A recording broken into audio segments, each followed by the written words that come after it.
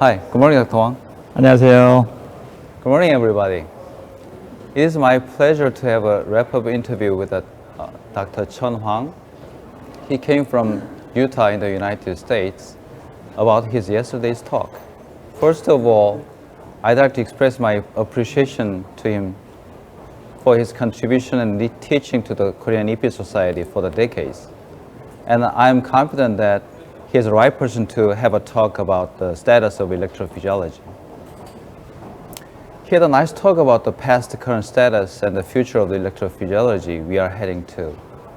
Dr. Huang, would you summarize your talk briefly, please? My task was to review past achievements and present practice of electrophysiology and possibly where we should head in the future.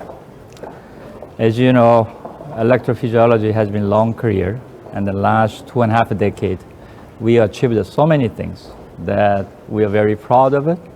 I think we done good for the many patients, and we are ultimately achieving cure certain diseases. And with such a high success rate, I think we done good so far. But as you know, we still have this task of atrial fibrillation issue and the ventricular tachycardia issue that we should still battling, but I think the future is bright. As I discussed in my lecture, we have some new directions such as high density mapping and also the simulations and possibly different alternative options of treatment such as cell and gene therapy. And I don't believe that the atrial fibrillation ablation therapy alone will resolve the issue that we are facing today, because such a nature is a complexity as well as the underlying pathophysiology mechanism that we fully not understood yet, at least in human patients. So those efforts has been ongoing for the last few years, and I hope that we can achieve a good result in the next few in horizon upcoming years. Okay. As everybody knows, the most prevalent clinical arrhythmia is atrial fibrillation. That's good. Since Suarez's trial of catheter ablation and Hasagir's work, the catheter ablation of AF is increasing, especially in Korea also. And however, the maintenance rate of sinus rhythm is somewhat disappointing in persistent AF. And there are lots of trials of focal source ablation in persistent AF accompanied with the bilateral PB isolation. Would you comment on those, please? Yes.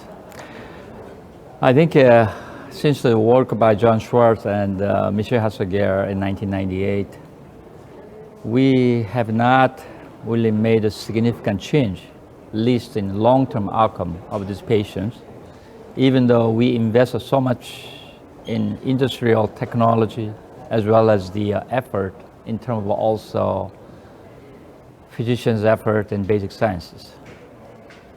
Perhaps we need to go back and has to have some more ideas about what is atrial fibrillation. Is that we are treating paroxysmal atrial fibrillation versus persistent AFib? Is that same fibrillation? Are we talking different mechanisms? And those efforts have been going on. As you know, paroxysmal atrial fibrillation relatively straightforward, mostly trigger dominant mechanism. But persistent atrial fibrillations are not that straight. So there's so many mechanisms involved. And perhaps ablation technology or techniques that we should say we are using now, not addressing those mechanisms. That is a reason I think in recent interest mapping rotors, spirals, so forth as a focal mechanism of persistent long-standing atrial fibrillation. But some of the results is not good, I should say, and then perhaps misleading. And then I don't think we know full spectrum of what the implication of those techniques at present time. But it is certain that we needed to understand more about the basic mechanism. Number two, ultra-structural formation of left atrium, such as histology, fiber orientations, and perhaps their roles with along with the fibrotic atrium, how they change by creating result mechanism of fibrillation. So I believe we do need to perform more study regarding the mapping, perhaps, and the understanding more in simulation use, I think would be good. And such effort has been going on. And without knowing those, I think we have still significant uphill battle. Second most important thing, I believe that current RF ablation energy technology that we are using, we are not creating consistent transmitter lesions, which surgeons do. So that's why even you do surgical catheter-based MACE, similar reproducibility, but outcome result is not good as a surgical MACE. Perhaps because we are not creating continued transmitter permanent lesion. I think that is a problem here. So we need to resolve those issues. Okay. And so my friends wants to know what's your current ablation strategy of persistent and long-standing persistent AF? Okay. If you continue the same ideas about paroxysmal atrial fibrillations become persistent and that become long-standing persistent atrial fibrillation, if there is a continuum of whatever progression of a disease in nature.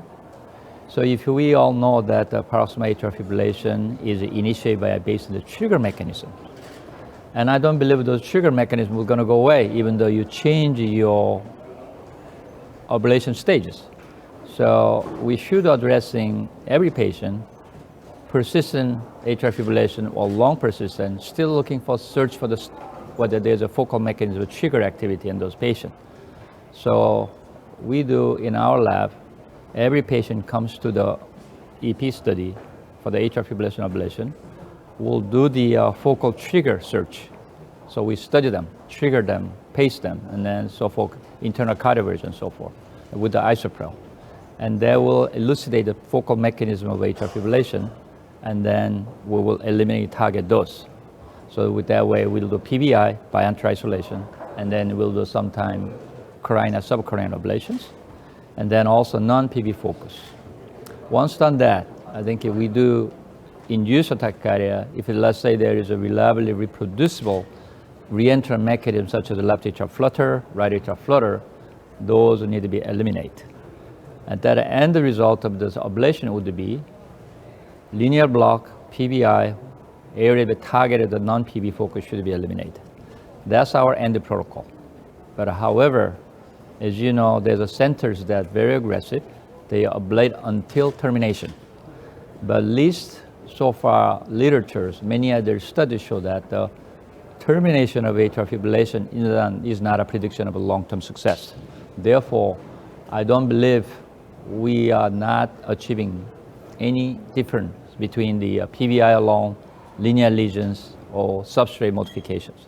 That's why the recent trials, the results are disappointing. As again, fundamental mechanism of RF lesion is not complete, then there's no way you can compare PVI versus linear versus substrate modification, because none of those lesions will be complete. That means you're just destroying the tissues that unnecessarily you're not achieving any result. So that's why I think my thinking is that perhaps we need to retract the ablation strategy a little more conservative way, wait to see how the basic science or any other researchers point direction to us, then where we can go safely without destroying unnecessary myocardial fibers.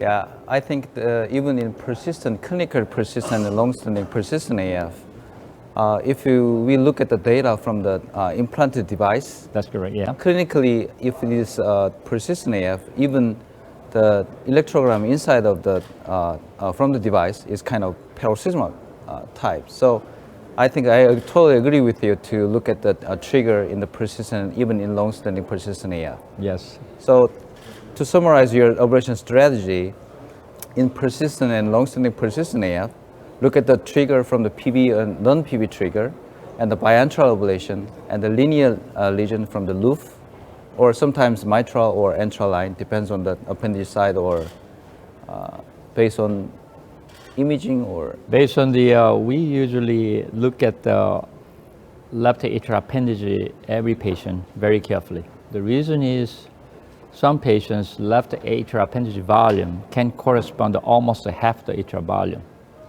So if you isolate those structures, I am certain that you will have some significant hemodynamic implications. So what we try to do, not delay left atrial activation sequencing. So we look at the if a patient already had a scarring in anterior wall based on the electric voltage map, and then also looking at the MRI scar tissue. We will prefer to do anterior line because they're already scarred there. On the other hand, if there's no intra-atrial conduction delay during the EP study, from the HRA to the left atrial appendage, timing-wise, then one should seriously consider doing mitral valve lateral isthmus ablation, especially not to delay further left atrial appendage activation sequence. In that case, we will do linear lesion left lateral isthmus from carina between two left pulmonary veins, anterior line, and straight across the toward the mitral valve in horizontal manner. Now, there's a caveat there is that if you're going to ablate the linear lesions, one should use a high energy. We learned that if you perform energy setting of a thermocool irrigation catheter, let's say, 40 watts or less, your complete bidirectional block achievement is a disappointing result, and reconnection rate is high. The recent data we looked at it, if you apply energy approximately 45 watts, and then carefully orienting catheter in horizontal toward the endocardium, and you can even apply some patient 50 watts, close the mitral valve annulus, and we have nothing complications. We are able to achieve more than 80% of people complete bidirectional block. So I think we are underestimating underlying histologic structure thickening of that area. So I think it's important to set the proper power. There's one additional comment I have is that right atrial isthmus ablation line should be done regardless. People who have a persistent, long-standing persistent atrial fibrillation. That's a given. So PVI, most likely right atrial flutter, it should be done in all patients. The remaining patients, as you described, we should look for non-PV4 size and then induction of flutter and so forth. Okay. Yeah, you emphasized the importance of the imaging before the ablation procedure. And yesterday lecture, you mentioned the possible role of the imaging and the simulation before the VT ablation. So would you have any comment for the future direction of the research in the AF ablation? Yes, I'll be happy to.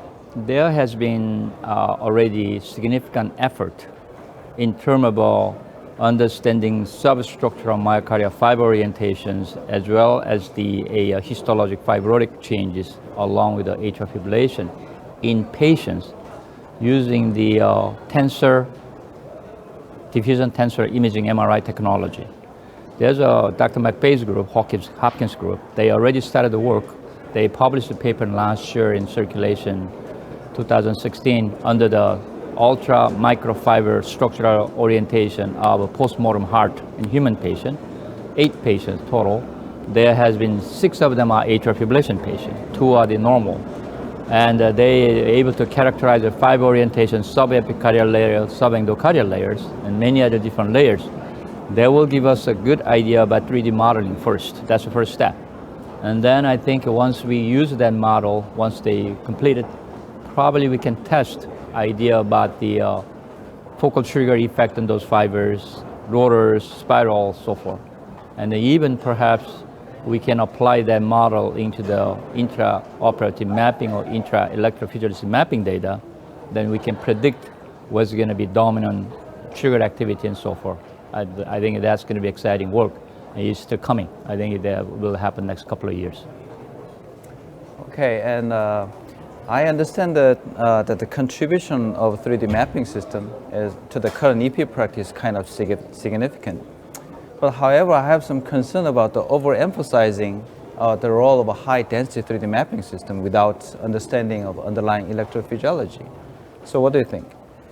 Every technology, when they brought into the clinical practice, I think we need to have a proper education, and also is a responsibility of a company as well as a physician to learn the system before applying to the patient. It's not just company or any other people who is responsible for such a manner. First, what I see, even in the United States, many physicians, they do not understand fully capable of that such a system. and also the basic mechanism, how they record, how to register the 3D anatomy registration. I think the first thing is that we need to understand that better. Second, we as teachers, as educators and trainers, we should train the fellows in that regard a little bit better. I think we are equally responsible for that.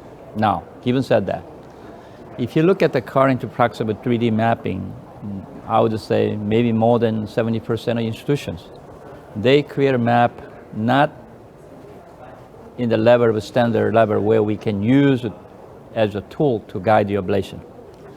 Therefore, incomplete map can mislead you, can give you wrong conclusion, and then you're having wrong ablation, target site. Secondly, whenever you have a question about the 3D mapping that you created, you look at the patient and you cannot make any sense, I suggest you go back to the basic electrogram. Because the 3D mapping should always be used with a conjunction with the electrogram. If your electrogram contradicts 3D mapping, then 3D mapping is wrong. Electrogram is correct. So you should remap or revise your map, so forth. So it is not something that's slam dunk. You just go there, create a 3D map, and you start ablating. That is not a right thing to do. 3D map is a 3D just cartoon of a heart. Does not reflect your patient problem, does not reflect your patient true mechanism of tachycardia. Yeah, as you emphasized that significant importance of the look at the electrograms. And the mapping data about the abnormal signals came from the in kind of 60s and 70s, the frontiers work with conventional catheters. And in the current era with a different mapping system like arrhythmia. Mm-hmm. So do you have any comments on how to look at the abnormal signals? Okay. Each mapping system and catheters, they have what we call confidence fidelity interval or range, if you will. And as I said, the technology is evolving very fast. We will have so many different types of mapping system with a high density, visible, capable system in the next few years in the market that I see in the United States. Now, arrhythmia is the first kind of those high density mapping, and resolution up to 0.4 millimeters square is very, very high resolution. But we see quality of signals are completely different than when you, as you mentioned, register with a standard catheter of a 5 millimeter spacing or so forth. Now, the electrogram characterization of the arrhythmia, one need to be familiarized with. It would be a much more higher frequency first, for example. The fidelity is much higher, but also you mentioned is much more subject to artifact. So in order to recognize those artifacts, you need to interpret your electrogram in conjunction with the activation timing of the map. And I don't see any tricks or either shortcut to learn those electrograms. I think what I've seen so far, in my experience, even the limited one, you have to keep performing the mapping, looking at the signals, and familiarizing with the proper signal, which one is a complex fragment signal, which one is an artifact, which one is a valid, which one is not valid. So even though you created your beautiful map, for example, the arrhythmia mapping system, before you ablate, you always should use all the technique, such as entrainment, validating your signal and re-enter mechanism, for example, or you can pace suppression of focal tachycardia, for example. Those are the important maneuvers that you should do before you trust your final product of your mapping, even though high resolution maps. Yes. Okay. And then let's move to the other direction. And the current online popular words may be kind of artificial intelligence or fourth industrial revolution. Yeah. So what's your perspective of those in the future of EP? I think first application of a fourth intellectual and artificial intelligence technology would be more value into the screening patients and then perhaps diagnosing simple arrhythmias. But until we understand fully underlying mechanism of all these complex arrhythmias, that system would not be any useful at all, because those are based on the fundamental solid 100% understanding mechanism, so forth, they built up on that system. but we don't even have a full picture of mechanisms, for example, atrial fibrillation. We don't know. Maybe there's one single patient, there's 3-4 different mechanisms. Another patient, maybe there's only 2 mechanisms. So I think those need to be further detailed out before we can apply into the artificial intellectual machines, robots, whatever diagnostic tools. So I still believe, even near future, even though you can have a preliminary screening, mass screening, for example, would be a very good tool, and diagnosing simple arrhythmia, they're very good. Those are well-established mechanisms of tachycardia, but a complex arrhythmia, probably not. For example, I'll give you an example. In the United States, they're using already long QT diagnosis, for example, mass screening, to look at the instance of long QT syndrome in general population. I think it is screening all the EKGs and so forth. I think that's useful. However, for specific individual-based patient, probably application going to be some ways away still. Yeah, if you have any tool to kind of monitor the continuously of the patient's rhythm and before the event of something, kind of a sudden cardiac death or atrial fibrillation, and if the data is available, it can be used for the prediction in the kind of with artificial intelligence or something. That's correct. Like that. Yeah. Yes. So we are looking forward to seeing what happens in the future. Yeah, we'll do it too. And go to the ventricular side. Okay. And what do you think the role of cath ablation for the VT in ischemic and the non-ischemic VT perspective, the current status and the future? As you know, there has been developed several different approaches of VT ablation until now, and each institution, they apply different techniques or different approaches that we know. Now, goal is that you eliminate clinical tachycardia alone or eliminate entire tachycardia, all that you can induce in the lab. So that's the first, I think, discrepancy we have among the institution. Sometimes even you try to eliminate entire tachycardia that you induce in EP lab, more than 2 or 3 of them, may not be possible. And so that's why everybody's agree that perhaps eliminating clinical tachycardia alone is acceptable achievement. There is some issue about that. One is that first, because we are not able to understand full mechanism of among these different tachycardia that you induce in the lab, and then there maybe perhaps you're hoping to palliatively reduce the ICD therapies or maybe recurrence of ventricular tachycardia. In that sense, maybe that's acceptable. Now, let's look at the other way around. What is the outcomes of a ventricular tachycardia, ischemic, non-ischemic patients in 2017, long-term follow-up data? There's a thermocool trial data that came out, just revised not too long ago. That was a study started in 2008. And what appears to be, whatever we ablate ventricular tachycardia, whether whichever the mechanism might be, does not affect the long-term outcome of those patients. So we are not keeping people live longer because we're doing so. Given said that, in that perspective, only elimination of a clinical tachycardia is acceptable, since we are not changing the long-term outcome. On the other hand, if you look at, let's say that you have tools that we can improve patient heart functions instead of destroying, then maybe interested to eliminate all the tachycardias, because your therapy not going to affect, at least make it worse of myocardial function. So in that perspective, we should start mapping substrate ventricular tachycardia much more in detail. So we had some experience with the high density mapping, for example, arrhythmia, and we able to map the substrate, whether epicardially, endocardially, and we can achieve a good 3D imaging of both substrate, and then targeting special channels, not inducing any arrhythmia sometimes. We're able to achieve a non-inducibility. So those are exciting initial work we are doing, but ablation number of lesions we apply during those such studies, not necessarily any higher than traditional linear lesion we've been performing. So I think perhaps answer lies on high density mapping guided substrate characterization, and then substrate guided abnormal ablation. That would be perhaps a way to go.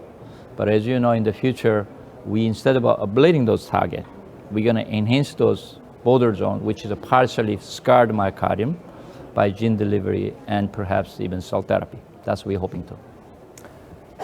Okay, and personally, I think that's the same strategy in between the atrium and ventricle. Even in atrial fibrillation ablation, it's very kind of how much you will damage the muscle and how much you will save the muscle. So ventricular side, I think that's also same perspective. And for the next topic is kind of bradycardia. So what's the expecting future direction of the bradycardia treatment? Wireless device or kind of biologic pacemaker or gene therapy? What do you think?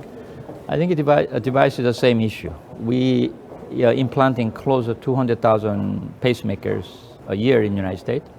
Worldwide, perhaps 600,000 now achieving. But the problem of current devices, regardless which company makes, they are pacemaker battery dependent. And then second, they are subject to lead fractures, infections, redo surgeries, and so forth. So would it be ideal? First step, near future would be, can we increase the currently existing pacemaker technology longer battery life? That will reduce the number of reimplantations during the patient lifetime. That would be significant cost saving for the patient, comfort, and then also for the country would be socioeconomically significant impact. So I think, as you know, there's emerging technology, for example, rechargeable technology, wireless rechargeable, that happening in many other aspects of electronic business, computers, cell phones, and so forth. And there is already starting bladder stimulator company in the United States. They use a battery, rechargeable battery, externally. But that battery is not any bigger than pacemaker battery, for example. So patients sleep at night with a rechargeable machine under the bed. While sleep, machine gets charged. Why not can be applied for the LVAD, for example, heart failure patient, defibrillator, pacemakers. Those are important technology. Second is that we are looking at energy harvesting technology in the United States. As you know, biocells, batteries based on the glucose metabolism, enzymes, and so forth. And third would be what you mentioned is gene cell therapy. So we have had some success with the gene therapy-based biologic pacemaker. Problem of that is the systems that are not very reliable. Lastly, just a recent paper published by the Columbia group, Dr. Rosen's group, they're able to use hair follicle-based keratocyte IPA-induced pluripotent stem cell. And that technology shown to us that you are able to create specific embryonic pacemaker-capable biologic pacemaker cells that you can implant subepicardially, and they're able to maintain reasonably good pacing rate. And then also appear to they're responsible for the catecholamines and also ivermectin testing. So that's behavior already typical sinus nodal cell behavior.